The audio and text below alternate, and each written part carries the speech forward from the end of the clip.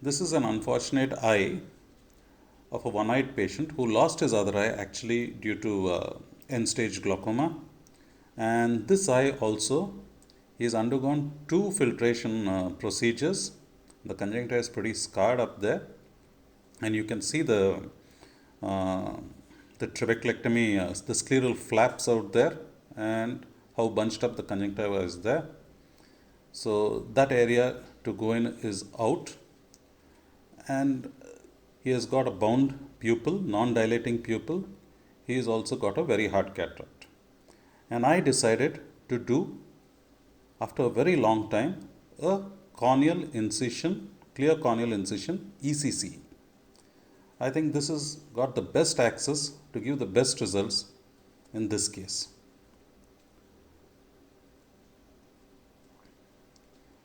The cataract is also subluxated. The zonules are not very, so I did not want to take a chance with either phaco and SICS. To go infratemporal would, would also be difficult in such a case. So here I am making a sort of a shelled incision with my 11 Bart Parker knife, and then I go ahead and make a side port incision, after which I am going to stain this capsule with trypan blue, and I will then expel both with HPMC. You can see how hard the cataract is.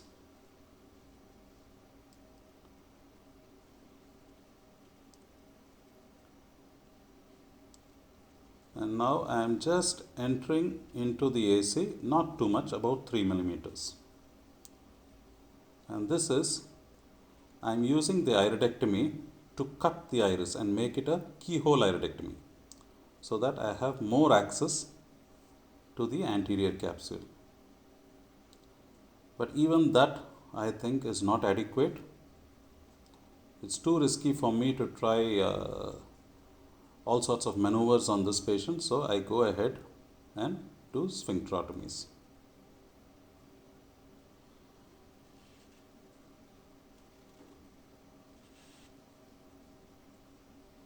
I could use iris hooks, but that's again introducing another variable and a lot of paracentesis wounds. So I decided, let me go ahead and just do sphincterotomies. And as you can see, because the lens is not very stable actually, I am unable to do a large rhexis, and I opt instead for a safer path, and I am doing a smaller rhexis, and even this is so difficult. I am not able to control this rhexis with my cystitome.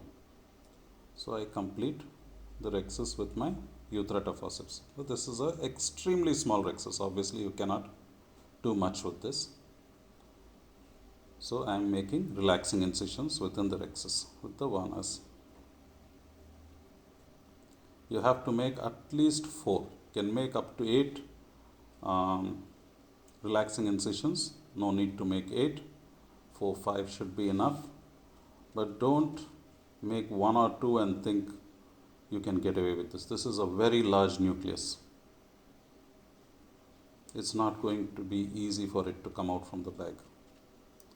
And if you try too hard, it will become intracapsular and you will land up with vitreous as well. Once I have made these relaxing incisions, I open up the incision with the universal corneal scissors.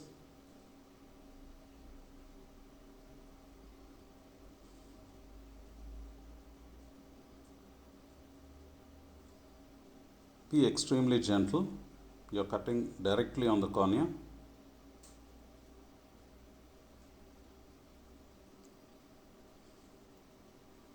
Then I do some hydrodissection, and the whole nucleus has come up.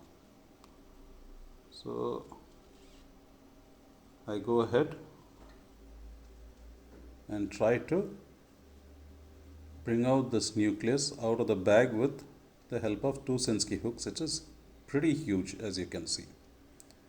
I'm trying to use my sandwich technique and just dislocate it into the anterior chamber, and I'm using now some posterior scleral pressure, but things are not happening. It's well in the anterior chamber, but it's not coming out. I don't want to be too aggressive here. If you press too much, the vitreous will present itself. So I go ahead and increase my incision.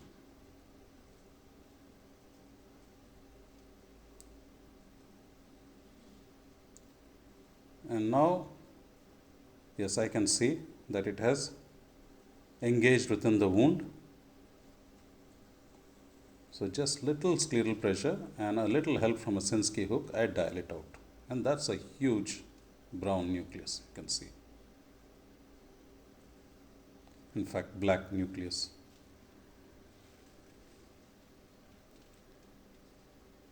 And all the troubles are not over. Even though they have a huge nucleus, it's amazing that they have a lot of epinucleus and cortex as well. So rather than, this epinucleus is pretty sticky, so rather than trying to aspirate it, I am trying to release it and just bring it out like that. That's it. And now to handle the cortex, remember this capsule is not very stable. I thought of going from the side port. It's not a good idea because it's an open wound. So I'm just going from my main wound and very patiently, bit by bit, aspirating the cortex. The subincisional cortex will be a little difficult because you have some cut iris there that can keep coming in the way. But with little perseverance, I have managed. And then I place my rigid PMMA lens. Make sure you go under the iris. Doesn't matter whether you're in the bag or you're in the sulcus. Preferable to be in the sulcus anyway. Either way, it will land up in the sulcus.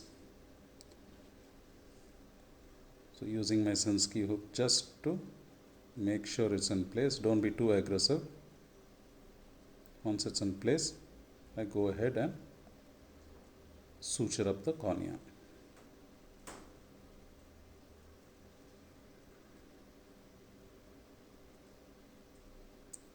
My usual tying technique is 3-2-1, and then I push the knot to one side, later burying it.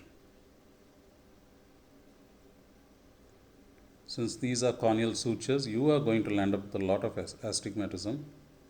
So please, you have to suture it extremely well. Not too much tension, not too less tension, equidistant, equal in depth on both sides. You have to follow all the principles of a good corneal tear suturing, which unfortunately is not being taught these days.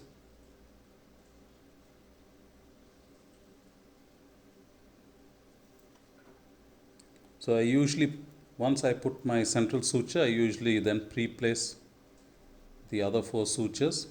So much easier to do it this way, and then tie them off one by one.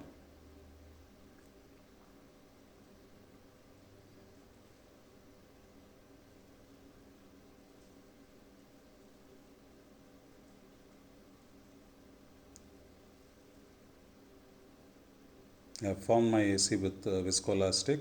Always form your AC and then only tighten your sutures. Don't suture or tie your sutures in a shallow AC or in a soft globe, because you will not be able to get the amount of tension that is required.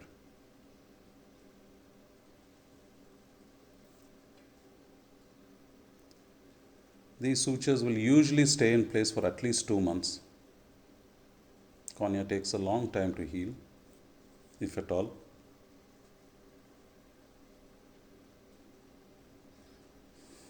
And remember to bury your knots. Never leave the knots unburied, because that would become a nidus of infection. And between the sutures, I just place in my Simcoe under low infusion, slowly remove all the viscoelastic.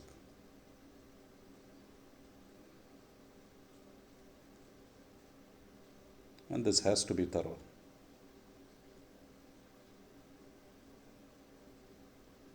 I have no idea what his optic nerve is like. To such a hard cataract, we have absolutely no idea.